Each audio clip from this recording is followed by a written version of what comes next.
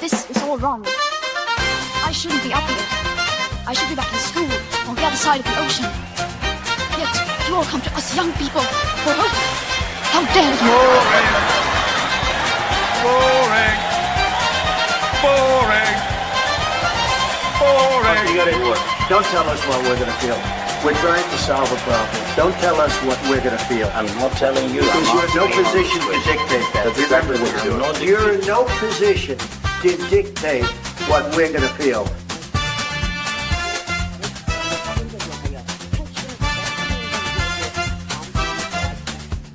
I call again for an immediate ceasefire in Gaza, the return of the sausages, the hostages. Hello, Lembit Öpik here on Lembit Öpik Live on Unprecedented TV, where we find the facts, kill the spin and tell it like it is all over the world. Big thank you for the compliments I got for the live show from Dubai quite recently. If you're looking at this in the archive, you'll find that show as well. I was personally in the company of Sarah Evie Clark, our woman in Dallas for Unprecedented TV. And we had a pretty interesting chat about life, universe and everything. Not to be missed. You'll find that in the archive. Do subscribe while you're there, please. Go to Unprecedented TV on YouTube, and you will find that you'll be one of thousands, a cast of thousands who's supporting our station already. Please be one of them. Doesn't cost you anything, but the more people who follow us, the more we can do on the station. Now, there's been a big subject, and that's been some stabbings which took place on a train which ended up in a place called Huntingdon, which is in the south of England, on a train which had to make an emergency diversion after it turns out apparently one person was attacking the other passengers. It seems the police arrived pretty quickly. Within 8 minutes of the original warning, the alert, there was action on the station with the police meeting the train, which pulled in on that unscheduled stop in Huntingdon and arrested the suspect. 11 people apparently in total have been hurt, not necessarily in the same incident.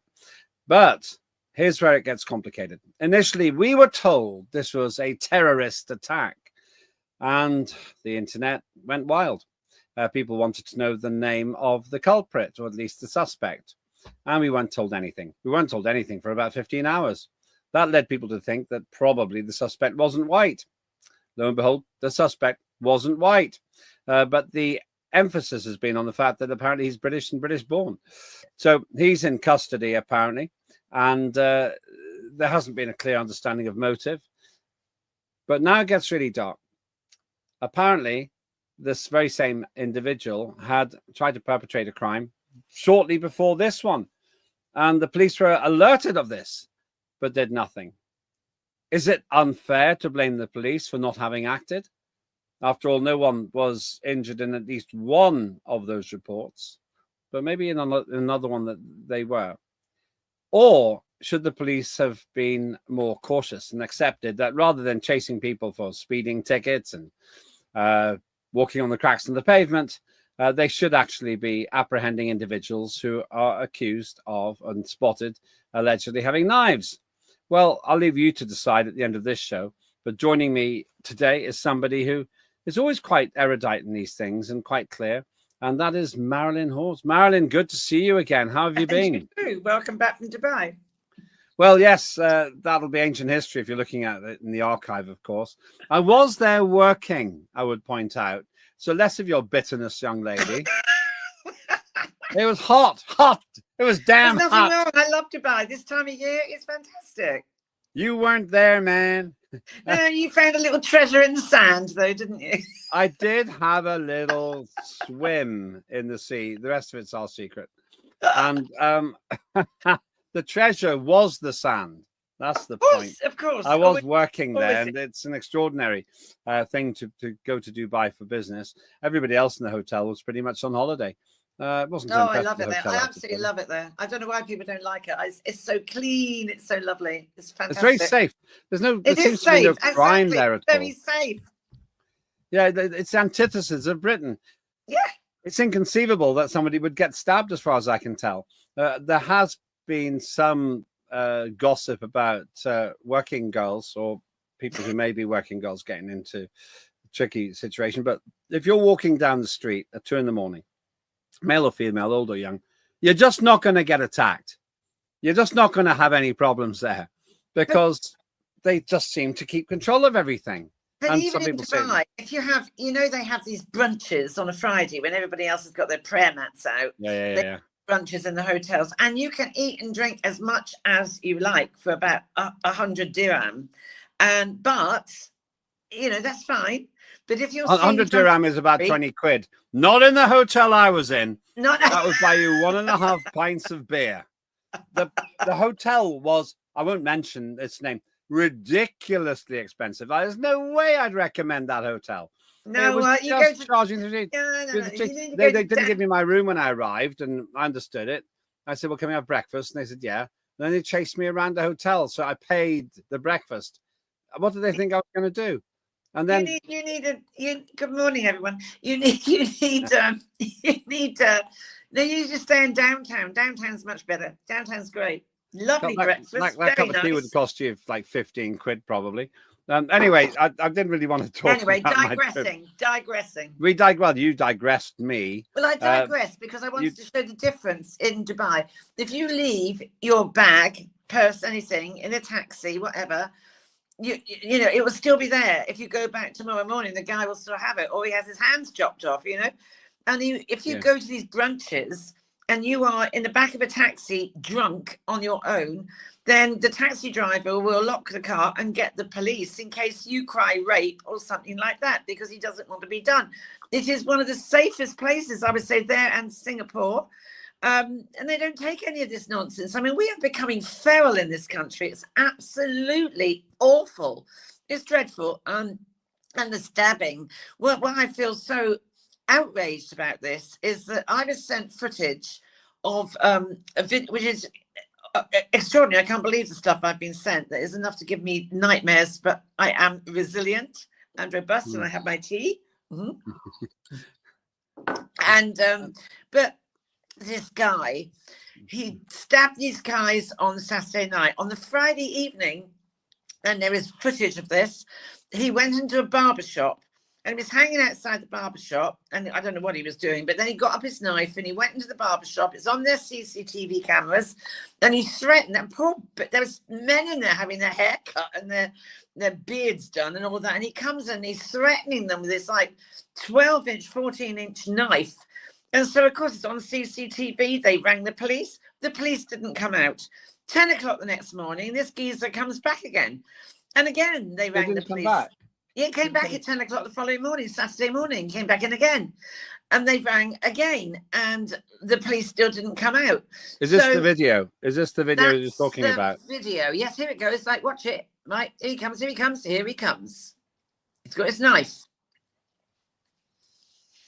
And this is the same guy? This is the guy. It is the same guy that got on the train in Peterborough and did the dastardly deeds. There's also...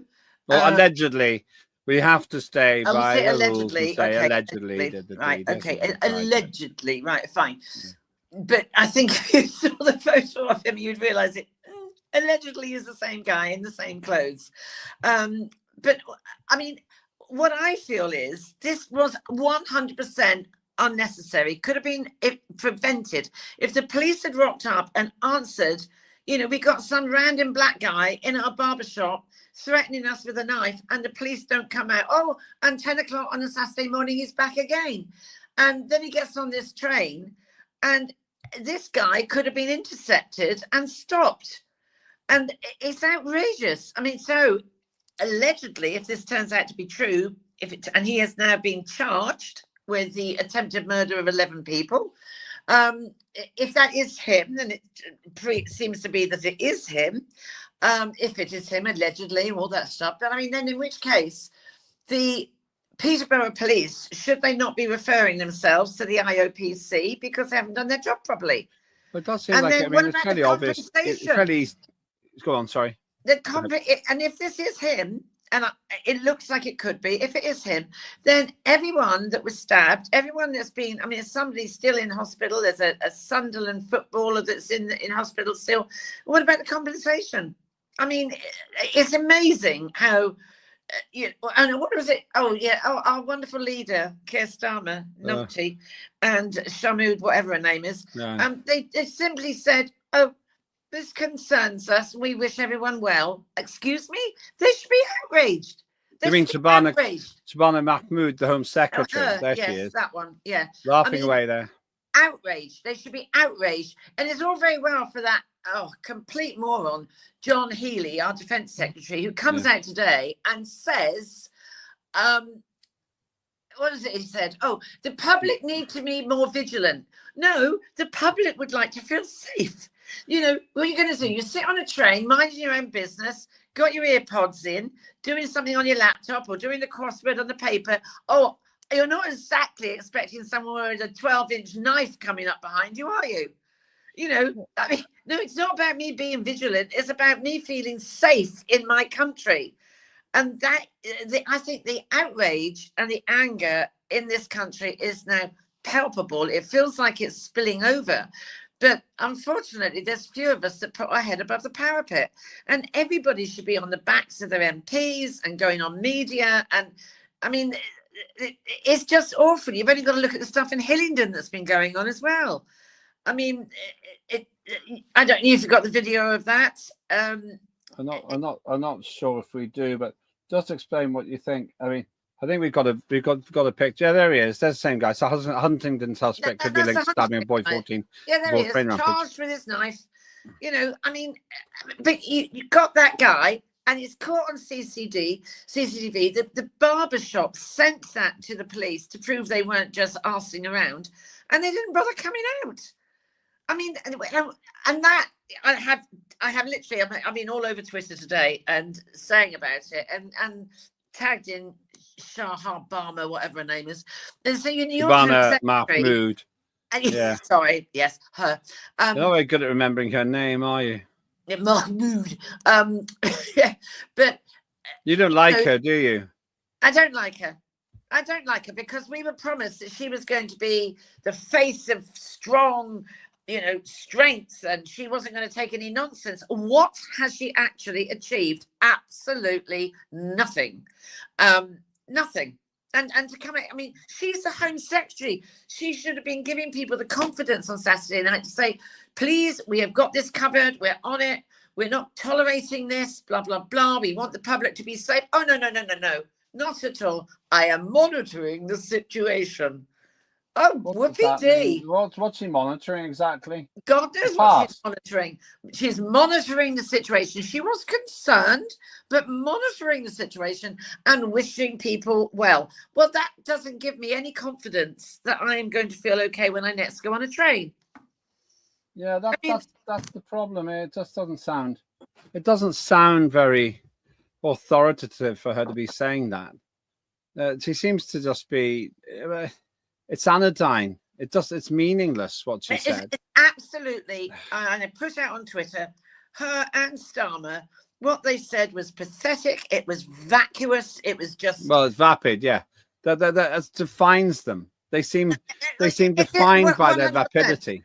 There was no humanity in it whatsoever. No humanity in it. But and I mean, good for the driver of the train. Just to say, you put your finger on it. These people just don't seem authentic. They have this shallow consciousness. When they go, oh, we feel for the people. No, you don't. You don't feel anything. No, you don't. Because if you felt for the people, you'd have got your arse down to Uxbridge and put some flowers and gone and met the family of Wayne, who was murdered so brutally last Wednesday in clear daylight, walking his dog. And no one, and this is what outrages me, I watched Prime Minister's Question Time, and on that would have been the Thursday because he was murdered on the Wednesday. No, hang on a minute. It wasn't. I can't remember now. But anyway, not one person in the House, not one, mentioned or gave condolences for a completely innocent man walking his dog late in the afternoon at 5 o'clock, stabbed. And I have seen the video. Stabbed, I counted 18 times. I saw him stabbed. It was a frenzied attack, a complete random stranger coming home from work and doing this. But Ed Davies, this is the guy.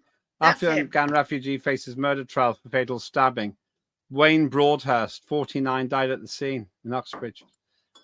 Why hasn't this had a higher profile? I was away at the time, but why hasn't it? It doesn't seem to have had a higher profile. It hasn't had the same No, but responses. I tell you what was high profile at Prime Minister's Question Time was Ed Davey giving his condolences at the same time this guy Wayne had lost his life. Condolences for the death of Prunella Scales, the actor. And everybody was, oh, yeah, well. Not a thing. No one, not one single human being in Westminster at Prime Minister's Question Times gave any condolences for Wayne or his family. No one. The avoidance, the silence was absolutely deafening. So he was murdered by an Afghan migrant, allegedly. Yes. No. Well, no, he has, because he's now being charged. No. Well, he hasn't. Yeah, he's still being charged. He's an Afghan refugee faces a murder trial, so he's the accused. But nobody seems to be worried about. No one's worried about. But to be fair to Labour, he was allowed in by the Tory parties. They're all as bad as each other. But he had stabbed 2 people. He was in an HMO and he stabbed 2 people. He didn't even know this guy. And he just wandering down the street. Safi Dawood, 22, is charged with murdering Wayne Broadhurst, 49. Yeah, That's terrible. Shocking. It's absolutely awful. I mean, the whole of that community are absolutely devastated, and rightly so. I mean, it's just dreadful. And then we've got James, who you've had on, James Timms. Yeah. I mean, his daughter was groped August the 24th. It was, and she was pressed up against a wall in a What shopping age was mall. she? Sorry. How old was she? She's 16 now, so she's only just 16. That she was pressed up against a wall with 2 or 3 migrants groping her all over. He phones it in. There's a crime number, and he said to me, about 4 or 5 weeks ago, the police haven't been round. So on Friday, just gone Friday, which was the 31st of October, this happened on the 24th of August, I phoned the police. And I said, I have a crime number, blah, blah, blah, blah, blah. And this woman says to me, well, why are you phoning in? I said, because you haven't responded. And I have an email from James giving me permission to talk to you. Well, I can't see the email. I thought, don't start being clever with me. Check out who I am. Look at my website. This is what I do. And I said, you haven't responded. So she said, well, I can't really tell you, but we have been out. I went, okay, fine. Thank you. And no, thank you. I'll get back to him. So I rang him. I rang James, but I said, I'm a bit confused, James. This is, literally it's only 3 days ago. I said, I'm a bit confused, James, because police say they have been out. And he went, they came out last night. So that is over 2 months from when this barely 16-year-old girl had been groped by these illegal, we now have to say irregular migrants. They're not irregular. Well, I'm not calling them irregular. Who says that? Is that a law? Is that a law? We have to say they're irregular. If you come into this country illegally, you're an illegal migrant. You're an illegal migrant, but everybody wants to minimize it because it's too provocative to say illegal now. You are illegal. You've thrown all your papers. Whether you have done more crimes when you get here is irrelevant, really, because you threw your paperwork and your passports in the channel that makes you illegal. I'm sure we'd be arrested if we tried to get into America without our details. Yeah, imagine if you just turned up on the beach in America. How do you get here? Not telling you. Where are you from? Secret. Turned What's up on your the name? beach. Bye. Who's asking? It's ridiculous. There's a guy called Declan. This story goes back 45 years. Declan from Northern Ireland wasn't the smartest tool in the box. And he went to America and he hadn't filled in some forms, but they said, we'll help you. You just come to this office and we'll help you fill in the form so you can stay. What do you think Declan did? What do you think he did? Fill out the forms? No, he ran away. So then there was an APB all persons bulletin looking for Declan. They were trying to help him stay. And when they found him, they put on a plane and said, you can never come back. From then on, his nickname was Declan of America. Declan of America. So I know what's going to happen because it happened to Declan. Declan of America. I don't And know they whether wanted you to were- help him. But while They you were wanted to away, help him. while you They ran away when they were trying to help him. You know the one in, one out ridiculous situation that we've got here. So One while you were- in, one out. What? Think about the logic. Think of the logic now. If the 1,000 illegals come in an irregular way, and then they're sent back, we have to get another 1,000 in, which basically means it's a guaranteed way to increase the number of asylum seekers. Of course it is. Well, to put it another way, I wonder if this happens. If one guy, you know, they come over more than once and they're sent back. Yeah, but- If one guy comes over 1 million times, do we have to take 1 million people every time we send him back? It's just preposterous. It's ridiculous. And it's just like this doesn't seem to strike the government as in any way bad policy. They are not, Lembit, they are not interested in stopping it. For some reason, globalization, whatever it is, he's a Marxist, he doesn't care. They could easily have stopped this. I don't believe it's that difficult. Take away all the freebies and they're having driving lessons over here now. They can have driving lessons. I mean, how much is it costing our kids to have driving lessons? And when they did, it's so funny. Yeah. It's all happened while you were away. When it was this one in, one out. Hey, the guy I that should they sent go away. out- All this has happened while I've been away. I can't believe it. Terrible. I've been trying to get hold of you. And it's one in, one out. And this guy comes back again.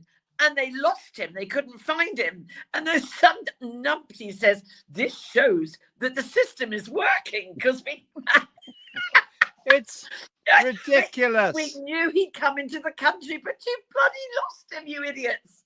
Can I ask you, on a vaguely related subject, have I ever shown you the trailer for Mr. Calamari? Have No. I ever broadcast? Have you seen it? No.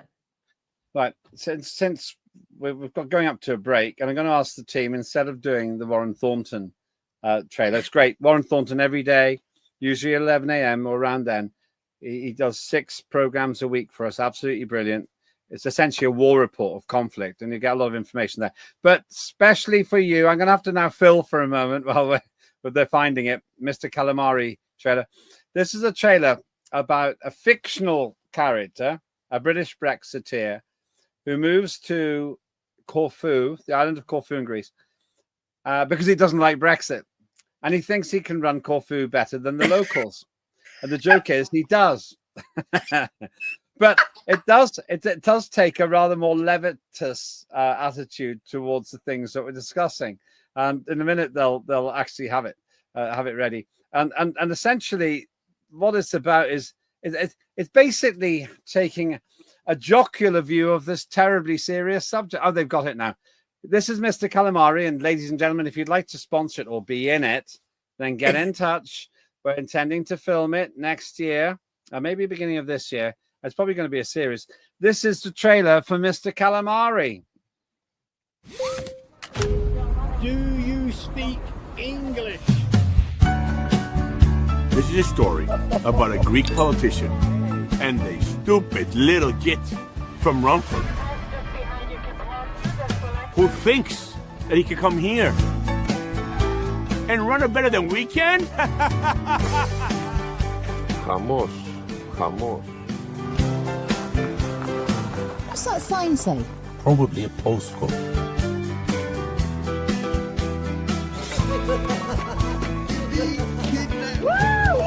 So do you know how to say hello in Greek then? Calamari. Calamari. Calamari. Calamari. Calamari. Calamari. Calamari. Abrex.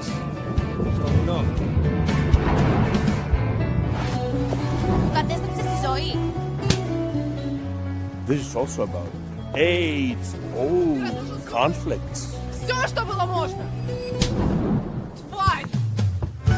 You think you can deal with the situation better, huh? Yeah, it's a postcode. It's a postcode. Congratulations. You are now mayor, Mr. Calamari. The name's Keith. I know. I can read. Keith Calamari, it doesn't matter to me because you're always going to be a tiny little British squid to me. English, actually. And it's about tales of the unexpected.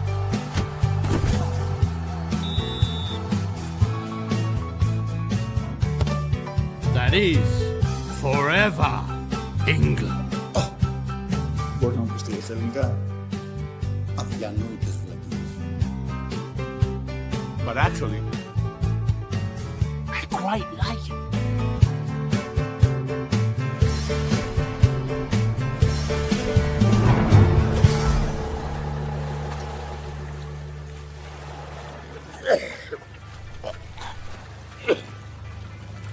Why have we stopped? My arrest period. Why?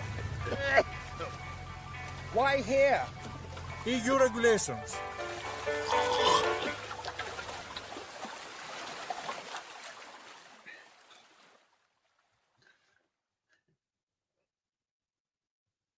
I'm not going to ask you I'm your glad I opinion. was spared the actual vomiting. When we filmed that, I had to do it because I can vomit on demand. Yes, it's you've a told stress- me that. Yeah, and the captain there, he stopped the boat. I said, "What are you doing?" He said, "Well, you're being sick." I said, Oh, I think you're I'm making it up. I'm having a cup of tea. Sorry. Well, I didn't do it into a cup. And later on, we had Ali Farahani, who was the Oscar winning director of photography.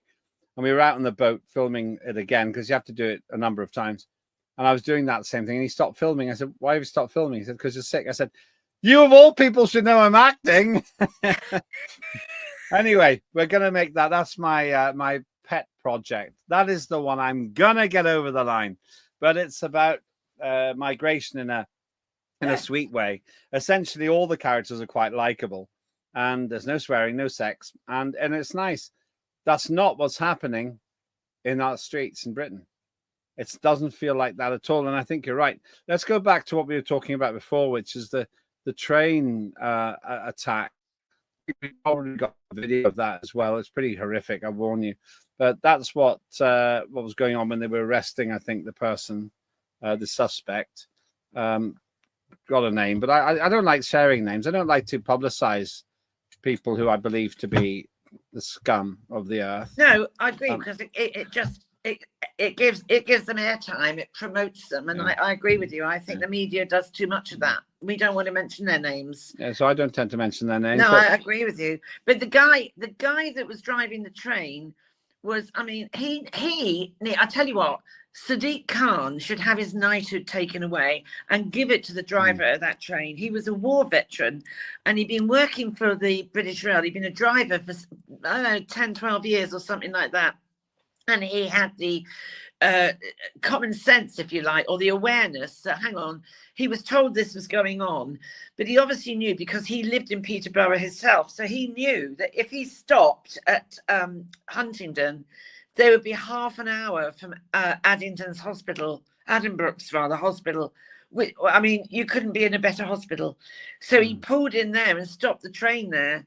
And that was, I mean, he must have been mortified that these stabbings were going on. These stabbings, this guy was going up and down the train for 15 minutes. I mean, that must have felt like 1,500 years to the people that were there.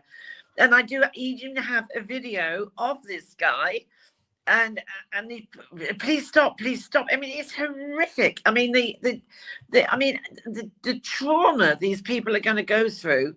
Thank God. Well, I don't think there's still a couple of people in hospital, but I don't think it's a miracle that no one actually died. Yeah. But it doesn't mean that they're not going to be like mentally impacted by it. Oh, we have a video of the alleged suspect doing this. If you really are squeamish, don't watch this. It's going to take about a minute.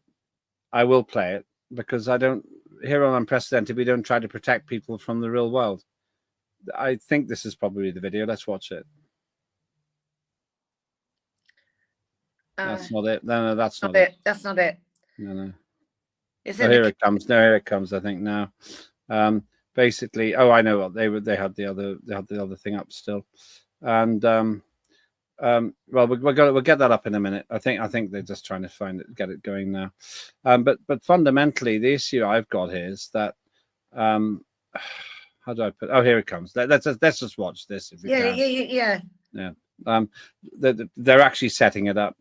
I think that the problem we've got here is we've got that sweet Mr. Calamari film. It's good laugh and everything else. and we've got this reality, the horrendous video footage of the most disgusting behavior towards people. Whoever did it, it happened. I mean, what gets me is, well, I think the guy's, what is he, about 22 years old or something? Yeah. I mean, he's not going to face, he's either been radicalized and or mentally unwell, in which case, like so many people, he slips through the system.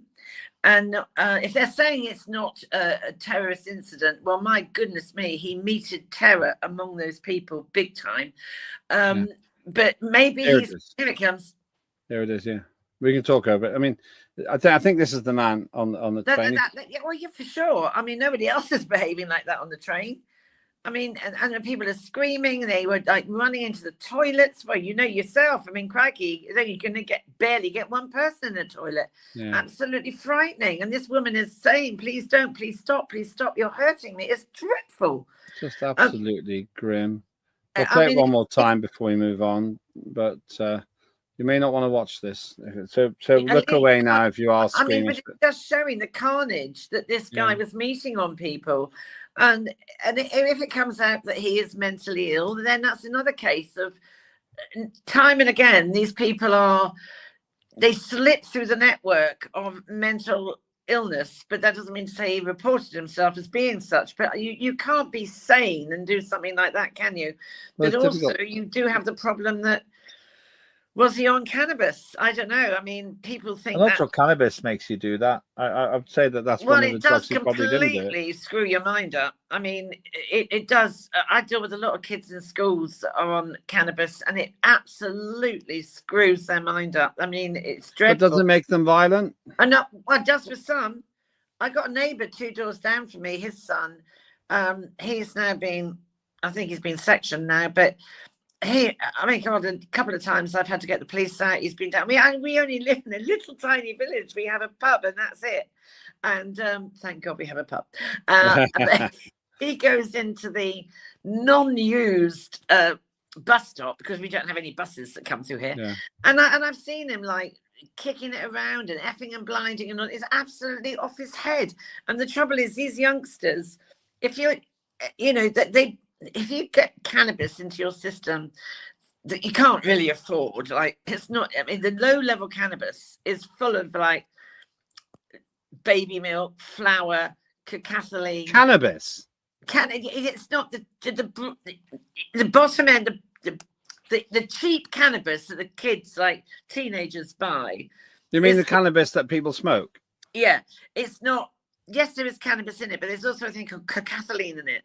And they don't know it's in it. And there can also be very, very low grade heroin in it. There can be literally baby powder in it, anything in it that makes up the weight. And it screws their minds up. But if you put cacophylline in it, a little bit of heroin in it. Are you talking about cocaine or cannabis? No, cannabis. Like bad. Some of them have little bad rough heroin bits in it, but cacophylline can sometimes be in the cannabis.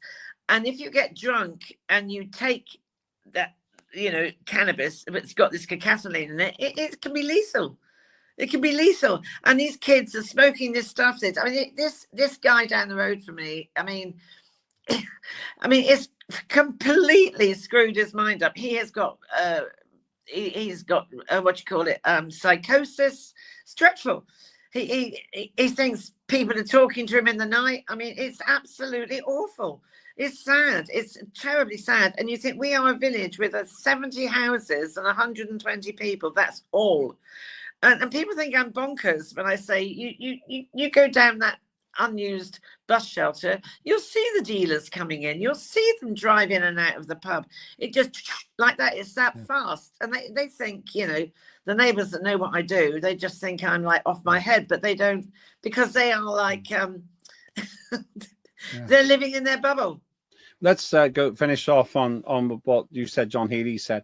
Defence Secretary, British public should be more vigilant. British public is pretty tough and will carry on after the train stabbing, but should be more vigilant, the Defence Secretary has said, John Healy. And then, of course, the Minister for Transport, who I'm not that impressed with, to be honest with you. She said Security be removed after train stabbings. There'll be increased visible patrols at mainline stations over the coming days, the Transport Secretary said. Oh, what, so they're going to walk around like that, and that's going to stop people getting onto train. Oh, so Well, you go to I won't get my Chipping knife out Norton until I'm on Central. the train. Yeah, you're going to go to Clacton on Sea, and you're going to see these people. I don't think so. I mean, honestly, back to Dubai. You're right to talk about Dubai before. In Dubai, they don't need to do it. They don't need to do it. Absolutely don't, because it's a safe country. Now, some people would say it's barbaric and medieval, but you know, you steal someone's purse and you're going to have your hand chopped off. But no, you can leave your wallet on a bar in Dubai. It will still be there the next morning, and it's the same in Singapore. They are safe places. There will be places where people are raped. That is true. It happens the world over. And I always think it's quite funny that Dubai is so sort of like hot on wheel. You know, we don't have, you know, unmarried sex in this country. Well, a lot of it goes on, but it has to be right under the radar where no one advertises it. So, but I mean, this is just not a safe country anymore, and it's so sad. It's frightening. I mean, you've got kids, I've got kids, and I mean, I just think, oh my God. I mean, what is going to happen? How do we get rid of these Marxists that are running this country? Well, they're not running it; they're ruining it.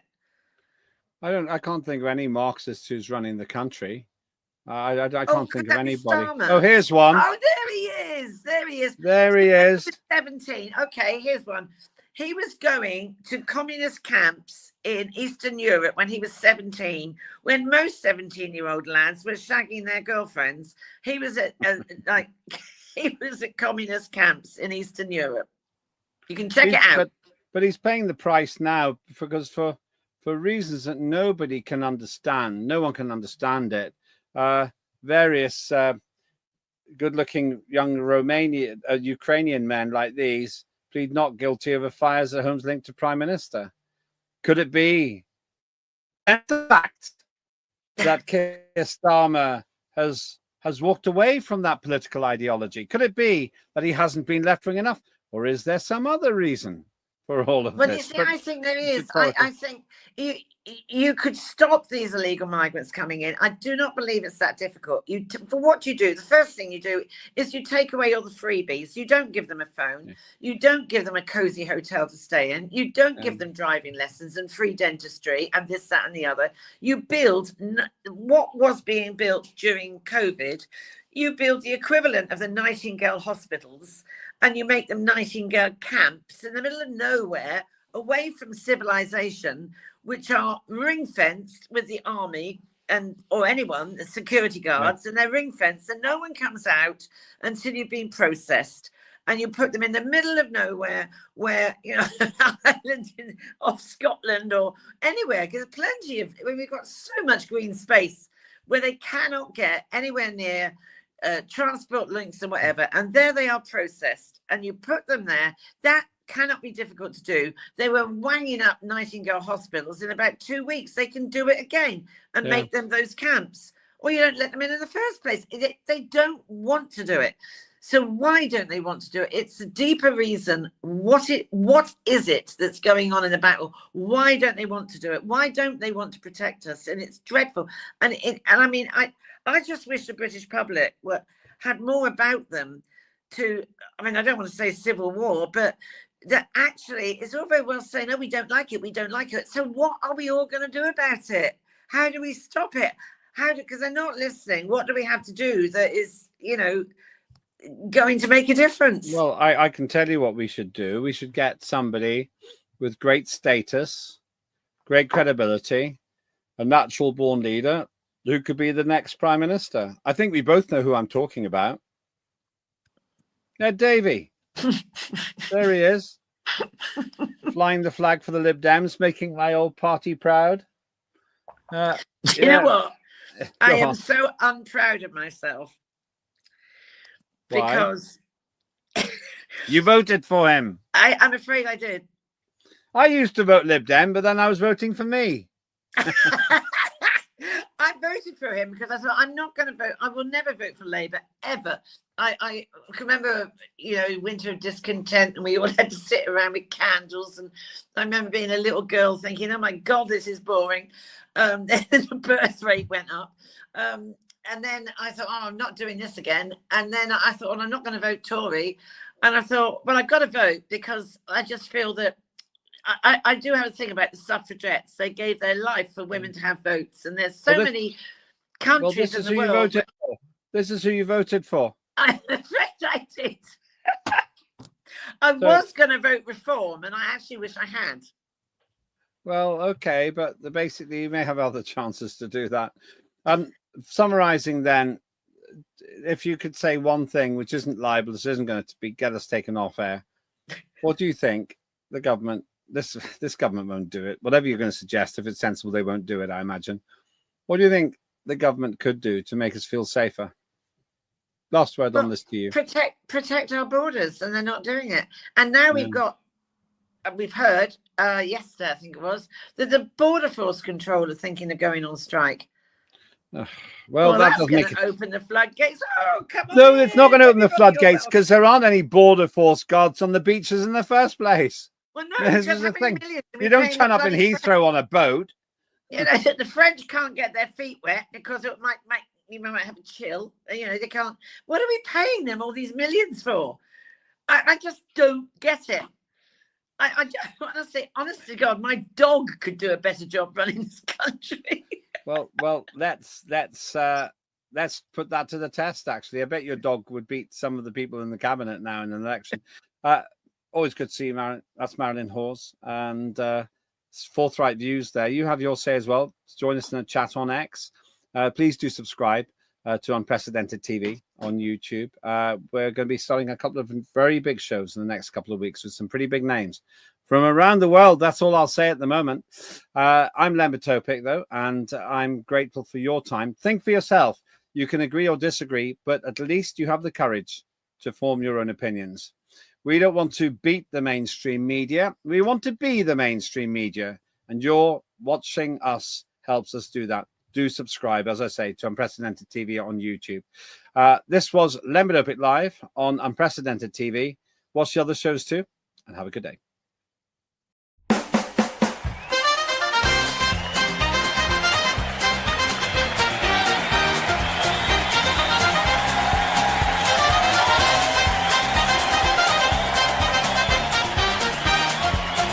Immediate ceasefire in Gaza. The return of the sausages.